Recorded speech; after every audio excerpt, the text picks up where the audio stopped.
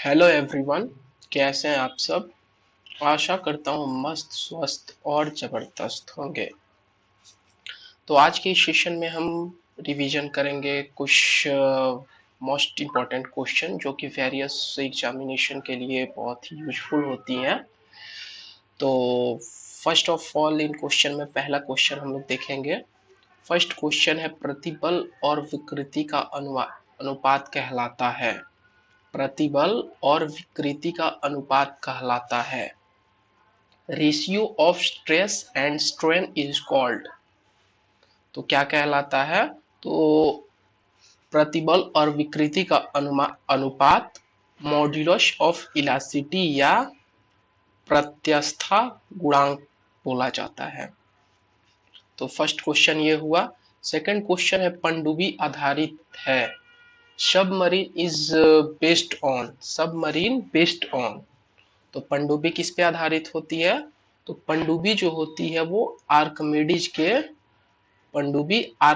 के सिद्धांत या आर्किमिडीज प्रिंसिपल पे आधारित होती है।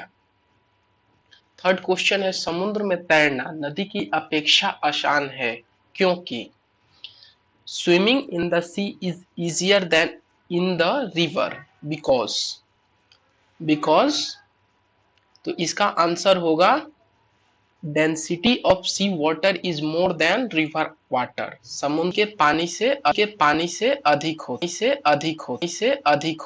अधिक होता है, इसलिए समुद्र में तैरना नदी की अपेक्षा आसान होता है।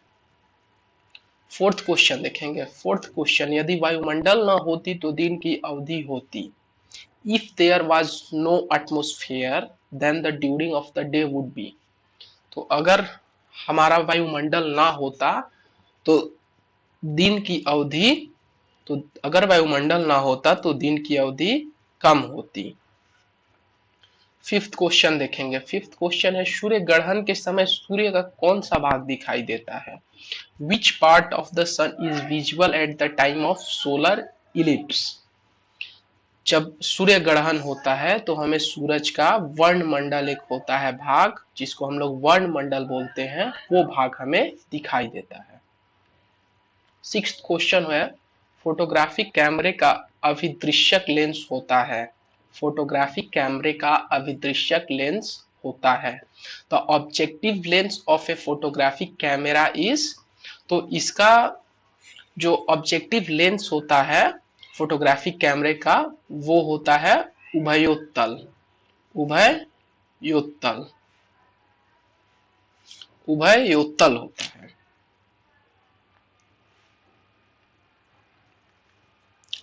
सेवेंथ है, E equal to m c square को प्रतिपादित किया था।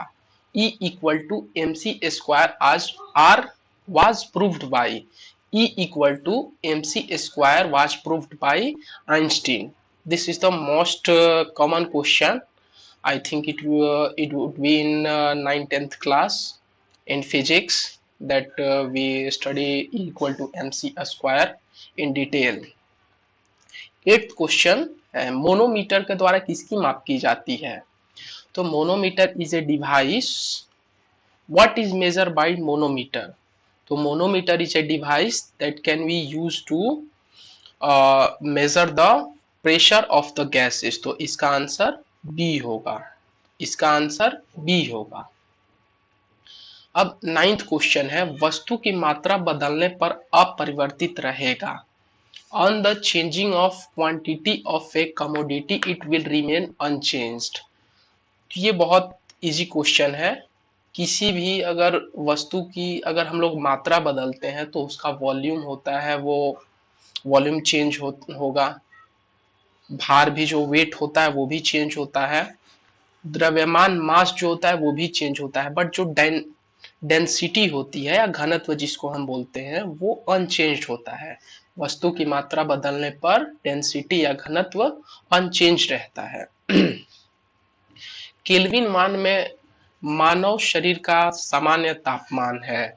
तो केल्विन मान में मनुष्य का जो मानव शरीर का सामान्य ताप जो होता है 310 केल्विन होता है। 310 केल्विन होता है। Then the normal temperature of human body in Kelvin scale is 310 Kelvin. Next है पारा जमता है, मरकरी फ्रीजेज ऑन। तो मरकरी जो होता है वो एक हैवी लिक्विड होता है, तो ये इसके लिए जो जमने का इसका टेम्परेचर होता है ये होता है -39 डिग्री सेल्सियस। तो जो -39 डिग्री सेल्सियस पे जब पारा को हम रखेंगे तो ये जमना स्टार्ट होता है। ऊंचाई बढ़ने से वायुमंडलीय दाब, due to increase in attitude atmospheric pressure will. तो जैसे ही ऊंचाई बढ़ता है हमारे वायुमंडल का जो दाब है वो घटता है, तो इसका आंसर हमारा बी हो जाएगा। अब 13 नंबर क्वेश्चन हम देखेंगे। एक बार बराबर होता है 1 बार इक्वल्स टू तो 10 power 5 pascal. 1 bar is equal to 10 power 5 pascal. किसी वस्तु का भार अधिकतम होता है, किसी वस्तु का भार अधिकतम होता है तो सबसे ज्यादा भार किसमें कब होता है, तो निर्वात में या वैक्यूम में किसी भी चीज का भार ज्यादा होता है, किसी भी वस्तु का भार ज्यादा होता है। अब हम 15 नंबर क्वेश्चन और लास्ट क्वेश्चन देखेंगे। ध्वनि का वेग सर्वाधिक होता है। तो एक बार आप इस पे सोचे तो ध्वनि का एक बहुत कॉमन आंसर होता है इसका। ध्वनि का वेग सर्वाधिक किसमें होता है, तो ध्वनि का सबसे ज्यादा वेग ठोस में होता है, सबसे ज्यादा वेग ठोस में होता है। जैसे कि एक इसका एग्जाम्पल है, जैसे रेलगाड़ी बहुत दूर से ही जब ट्रेन होती है तो उसकी आवाज उसकी पटरियों के द्वारा हमें सुनाई देने लगता है। तो इससे हम लोग मतलब प्रूफ कर सकते हैं कि जो ध्वनि का वेग होता है, ध्वनि का वेग सबसे तेज ठोस में होता है। तो इसी के साथ आज का ये छोटा सा सेशन हमारा समाप्त हुआ। थैंक यू, मिलते हैं नेक्स्ट वीडियो में। और प्लीज इस चैनल को सब्सक्राइब और इस वीडियो को लाइक कर दीजिए ताकि ये टी टाइम